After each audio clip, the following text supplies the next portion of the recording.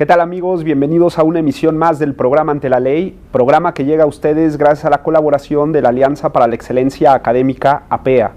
Mi nombre es Guillermo Tenorio y el día de hoy vamos a hablar de un tema muy interesante, pero sobre todo muy importante en el quehacer cotidiano de todos nosotros. El tema del que vamos a hablar es el de habeas data. Y para hablar de ello tenemos a un auténtico experto en la materia. Él es el doctor Osvaldo Gossaini, quien es el director del Departamento de Derecho Procesal de la Universidad de Buenos Aires. Doctor, sea usted bienvenido a este programa. Muchas gracias, Guillermo. El tema nos da para mucho y sobre todo el tema nos debe preocupar mucho a todos. Así que yo les propongo que iniciemos de inmediato el diálogo ante la ley. Este tema de la habeas data, de hallar los datos, tiene mucho que ver con nuestra privacidad, tiene mucho que ver con nuestro quehacer cotidiano en el entregar datos, en el decidir qué hacemos con nuestros datos. ¿Qué es esto de la autodeterminación informativa, doctor? Bueno, yo haría una digresión acerca de llamar a todo por igual, porque ya desde que me ocupé del tema hace algunos años escribiendo sobre lo mismo, para mí hay que hacer de tres diferencias. Una es que es la protección de los datos personales en sí mismo, como una finalidad que puede ser legal o que puede ser jurisdiccional. Otra cosa es el habeas data, que es cuando yo ya tuve un problema por el uso que han hecho otros de mis datos personales. Y la tercera quizás sea una decisión constitucional, legal o una decisión del Estado, que es lo que se llama la autodeterminación informativa, que significa que qué rol se le quieren dar a los datos de las personas físicas y jurídicas, y esto después lo vamos a agregar por qué dije jurídicas, en un entorno jurídico de un país determinado, porque los datos personales tienen una historia particular muy interesante. Quizás vale la pena recordar que el hombre siempre desde sus propios orígenes siempre quiso vivir en comunidad y que otros supieran de él y que en esa armonía, desde los jefes de la clan, el jefe de la tribu, toda esa necesidad de interactuación, hizo que las figuras del hombre fueran cada vez con mayor idea de asociarse. Pero llegó un momento, y que ocurrió casi en las últimas décadas del siglo XX, cuando el hombre de golpe le pone un freno a toda esa información que tienen los demás de uno, como para reclamar un espacio de privacidad, de intimidad, y el primero que lo advierte fue el Tribunal Constitucional alemán, que cuando practicaba el censo, llegó un momento que le dije, ¿todos estos datos son necesarios para un censo? Entonces alguien dice, no, esto es demasiada información para hacer un recuento de datos estadísticos para una proyección económico-social de un país determinado. Y ahí nace el origen de lo que se dio en llamar el habeas data. ¿Cuántos datos se necesitan para administrar debidamente? Y a partir de esta historia hay todo un sinnúmero de decisiones. Y un sinnúmero de decisiones que han hecho que América no sea con la misma ideología constitucional o legal que Europa. Porque Europa, por ejemplo, decidió que los datos personales o los datos de las personas eran solo de las personas físicas, eran derechos humanos. Pero en América no hemos tenido esa unidad de criterio. Es más, en la propia Latinoamérica tenemos diversidades muy grandes. México y Argentina, teniendo los dos leyes de habeas data, tenemos regímenes totalmente diferentes, hasta opuestos, diría. Porque, por ejemplo, en Argentina se protegen a las personas jurídicas. Aquí en México el primer destino de la ley de datos personales fue custodiar todos aquellos que tuvieran archivos privados. Es correcto. Entonces, en uno y otro lado tuvimos problemas. Problemas de Argentina. ¿Qué honor tiene una empresa? No hay honor en la empresa, hay prestigio, hay imagen, pero honor, intimidad en la empresa. Y después, en México, el médico tiene que responder a la protección de datos personales, el abogado, el contador, ¿está pensado para ellos la ley o la tutela de los datos personales? Entonces es necesario quizás ir haciendo un análisis de qué es lo que se persigue Y es ahí donde uno trata de analizar realmente qué es lo que se persigue con la protección de los datos personales. Claro. Porque yo le haría esta división. Primero veamos qué es los datos personales y después veamos qué es el habeas data.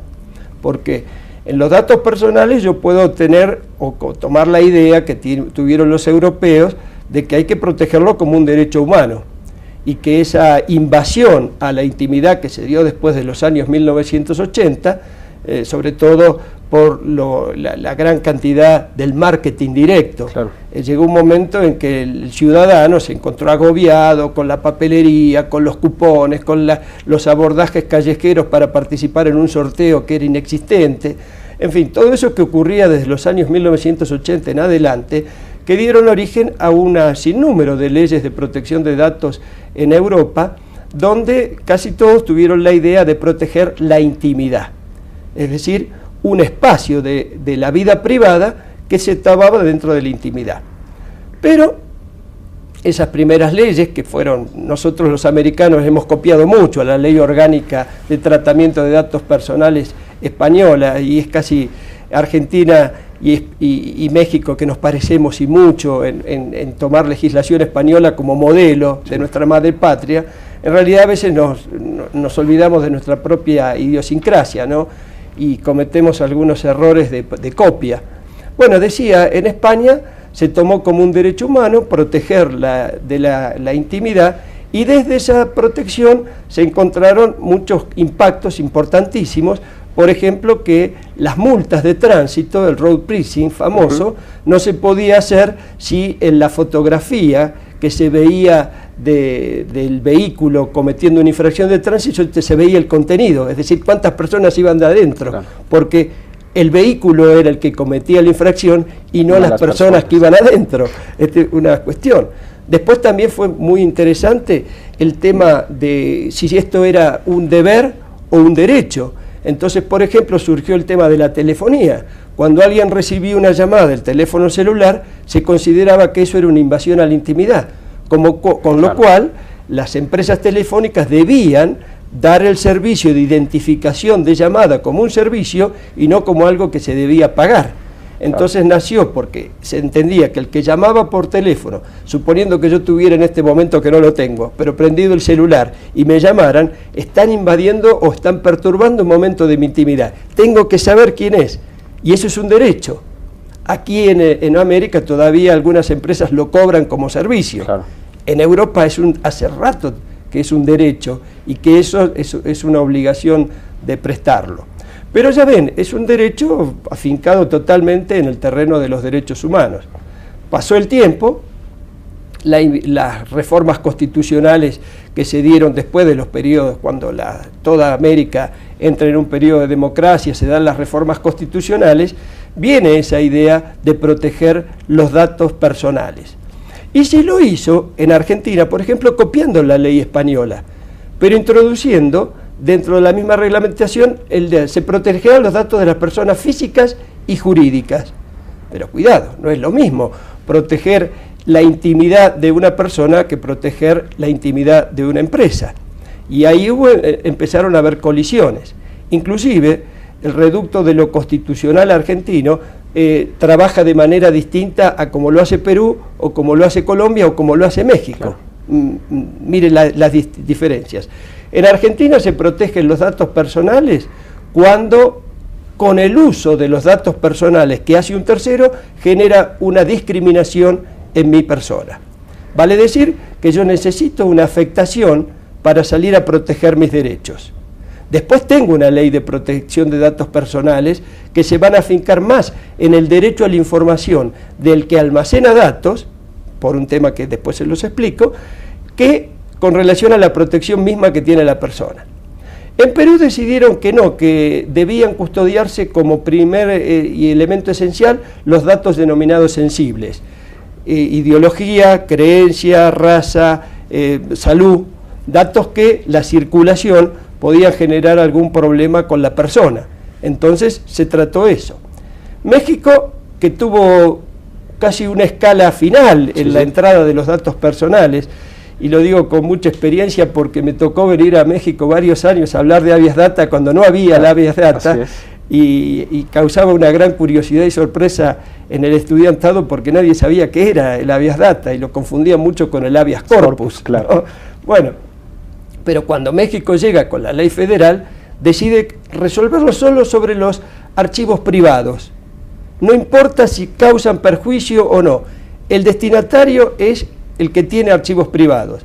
Y entonces eso puede generar algunas perturbaciones en profesiones que necesitan de datos. El médico porque necesita saber de su paciente. El abogado. El abogado porque necesita datos de las personas.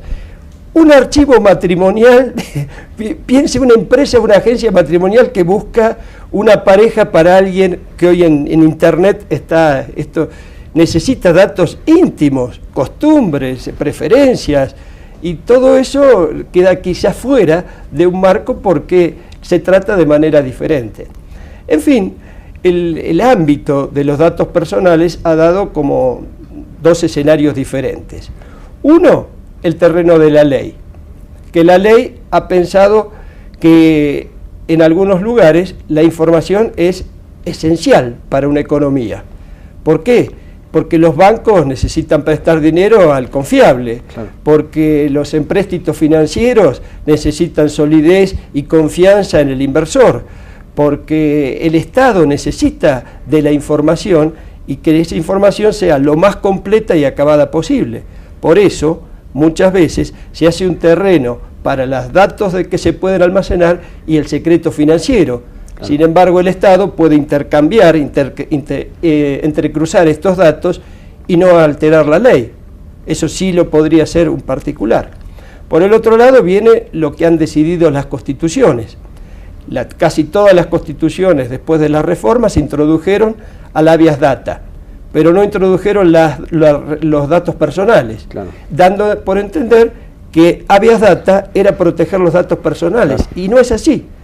Desde mi punto de vista, porque podemos tener discrepancias con algunos que han estudiado sobre el tema, para mí el habeas data es el proceso constitucional que tiende a resolver una afectación de un dato personal.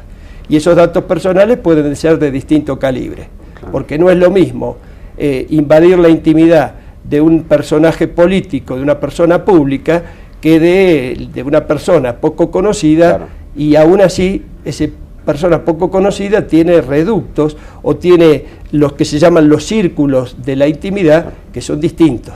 Ahí me gustaría detenerme para sobre todo recalcar este tema del habeas data, de este procedimiento constitucional.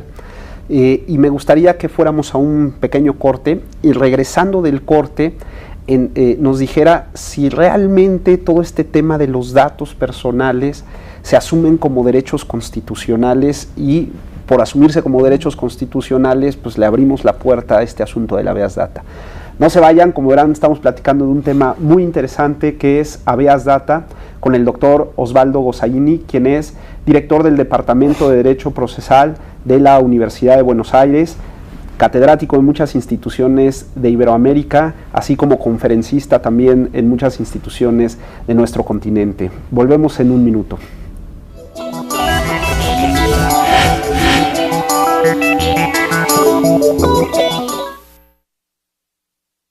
Es el director del Departamento de Derecho Procesal de la Universidad de Buenos Aires. Doctor, sea usted bienvenido a este programa. Muchas gracias, Guillermo. El tema nos da para mucho y sobre todo el tema nos debe preocupar mucho a todos, así que yo les propongo que iniciemos de inmediato el diálogo ante la ley. Este tema del habeas data, de hallar los datos, tiene mucho que ver con nuestra privacidad. Tiene mucho que ver con nuestro quehacer cotidiano, en el entregar datos, en el decidir qué hacemos con nuestros datos. ¿Qué es esto de la autodeterminación informativa, doctor? Una decisión constitucional, legal o una decisión del Estado, que es lo que se llama la autodeterminación informativa, que significa que qué rol se le quieren dar a los datos de las personas físicas y jurídicas, y esto después lo vamos a agregar por qué dije jurídicas, en un entorno jurídico de un país determinado, porque los datos personales tienen una historia particular muy interesante. Quizás vale la pena recordar que el hombre siempre desde su propio...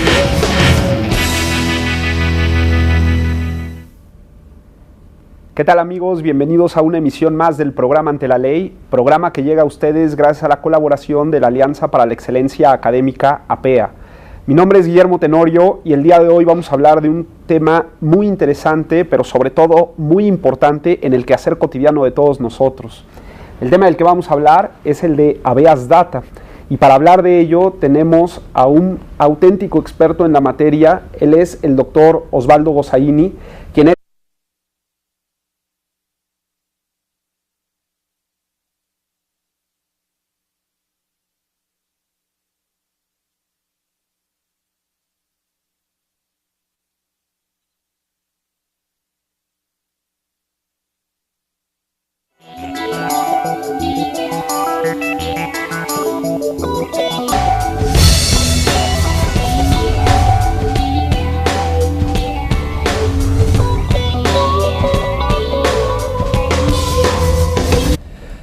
Bueno, yo haría una digresión acerca de llamar a todo por igual, porque ya desde que me ocupé del tema hace algunos años escribiendo sobre lo mismo, para mí hay que hacer de tres diferencias. Una es que es la protección de los datos personales en sí mismo, como una finalidad que puede ser legal o que puede ser jurisdiccional.